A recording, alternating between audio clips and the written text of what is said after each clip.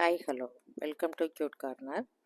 நம்ம இன்றைக்கி முட்டை குழம்பு எப்படி பண்ணலான்னு பார்க்கலாம். அதுக்கு தேவையான இன்க்ரீடியன்ட், ஒரு கடாயில் ஒரு 2-3 டேபிள் ஸ்பூன் எண்ணெய் ஊற்றிருக்கோம்.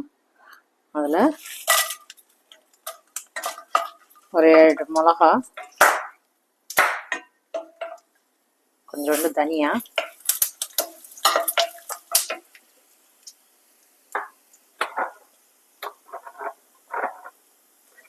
கொஞ்சோண்டு மிளகு. நம்ம மிளகாய் போட்டிருக்கோம், அதுக்கு தகுந்த மாதிரி இந்த குழம்பு கொஞ்சம் காரமாக இருந்தால் தான் நல்லாயிருக்கும். அதனால் மிளகு கொஞ்சம் கூடுதலாக போட்டுக்கோங்க.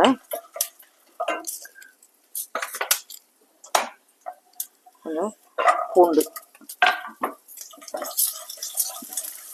நான் ஒரு 7 முட்டை போட்டு 7 முட்டையை வச்சு செய்ய போனேன் இந்த ரெசிபி. அதனால் நான் அதுக்கு தகுந்த மாதிரி பூண்டு மிளகாயெல்லாம் அதுக்கு தகுந்த மாதிரி அந்த மசாலாவுக்கு தகுந்த மாதிரி போட்டுக்கிறோம். இப்போ கொஞ்சம் சோம்பு போட்டுக்கலாம். கடைசியாக சோம்பு போட்டுக்கோங்க. சோம்பு போட்டு இதையும் நல்லா வதக்கிடுங்க.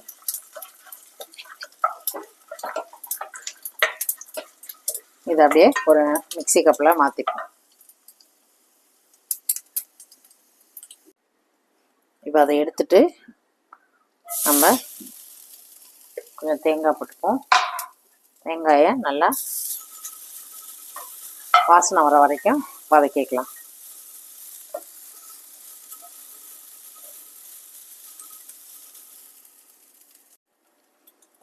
இந்த அளவுக்கு நல்லா வாசனை வருது. இப்போது அந்த அளவுக்கு நல்லா வதக்கி எடுத்துக்கலாம். நான் ஒரு 1/2 மூடி தேங்காய் எடுத்தேன். நல்லா இந்த அளவுக்கு வதக்கிட்டு இதையும் அந்த மிளகாயெல்லாம் வதக்கணும்ல, அதோட சேர்த்து ஆற வச்சுட்டு விழுதாக அரைச்சிட வேண்டியதுதான்.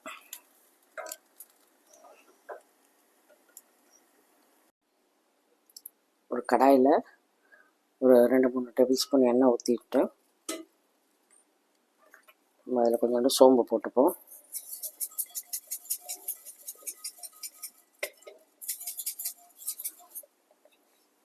சோம்பு போட்டு சோம்பு கொஞ்சம் வதங்கினோடனே வெங்காயம் போட்டுக்கலாம்.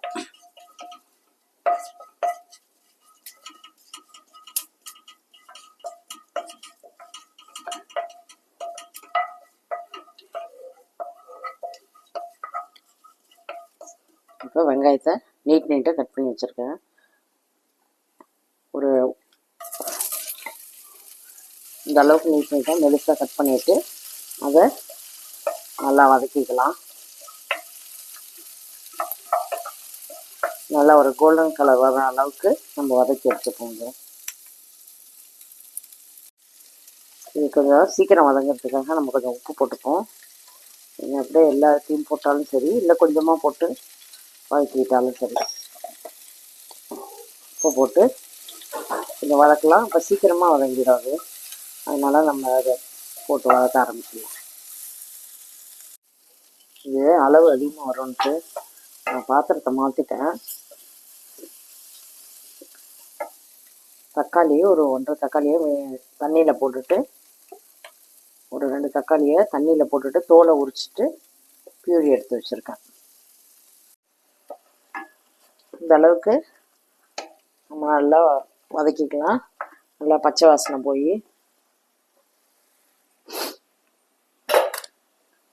இப்போ நம்ம அந்த அரைச்சி வச்ச பேஸ்ட் எடுத்து போட்டுக்கலாம். மிளகு பூண்டு எல்லாம் போட்டு அரைச்சோன்னா அந்த பேஸ்ட்டை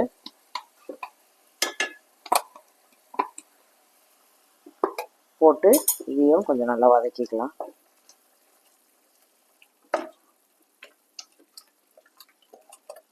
சும்மா லைட்டாக வதக்கினா போதும். ஏன்னா நம்ம இதில் எல்லாம் வதக்கிட்டு தான் அரைச்சிருக்கோம்.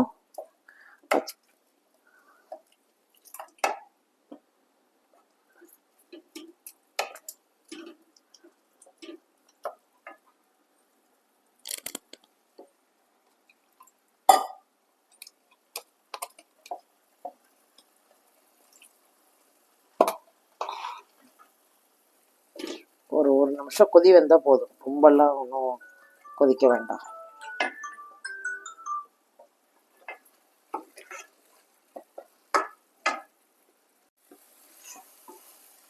இந்த அளவுக்கு சும்மா ஒரு நிமிஷம் நல்லா கொதிச்சிடுச்சு.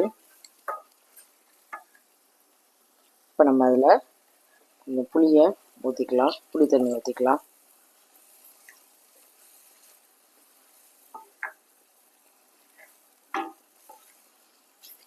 தேவையான அளவு கொஞ்சம் தண்ணி ஊற்றிக்கோங்க. கொஞ்சம் தண்ணியாக வச்சுட்டு கொதிக்க வச்சுட்டு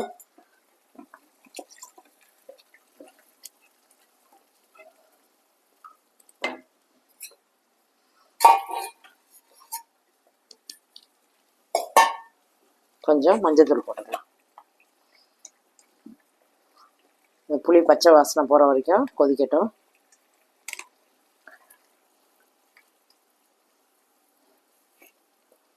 இது கொஞ்சம் சீக்கிரமாக திக்காயிடும், அதனால் கொஞ்சம் தண்ணியாகவே நம்ம வச்சுக்கலாம்.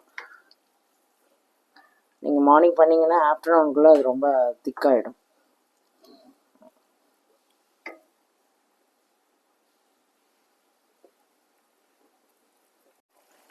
நல்லா குழம்பு நல்லா கொதிச்சு வருது.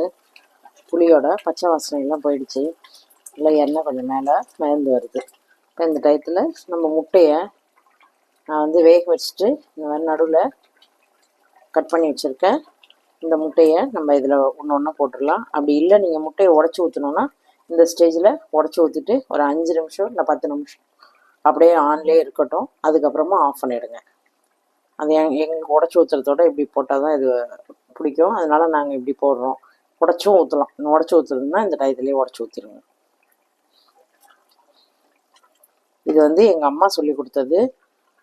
எங்கள் அம்மா வந்து இப்படி தான் முட்டையை வேக வச்சு இப்படி தான் போடுவாங்க, அதனால் நானும் அப்படியே பழகிட்டேன். இப்போ இதில் ஒரு முட்டையாக நம்ம போட்டுருவோம். உங்களுக்கு எவ்வளோ முட்டை வேணுமோ போட்டுக்கலாம். இதில் நான் ஒரு 6 முட்டை தான் போடுறேன். நல்லா குழம்பு எடுத்து மேலே ஊற்றிட்டு ஒரு தடவை நல்லா கொதிக்க வச்சுட்டு, இப்போ சிம்மில் வச்சு போட்டேன். ஒரு தடவை நல்லா கொதிக்க வச்சுட்டு அடுப்பை ஆஃப் பண்ணிடலாம்.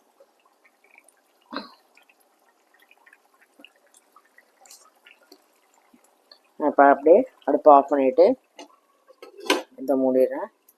கொத்தமல்லி இருந்தால் இந்த டயத்தில் கொஞ்சம் கொத்தமல்லி போட்டுக்கோங்க. ஒரு 5-10 நிமிஷம் கழித்து இதை எடுத்து யூஸ் பண்ணலாம். நம்ம குழம்பு எடுத்து யூஸ் பண்ணலாம்.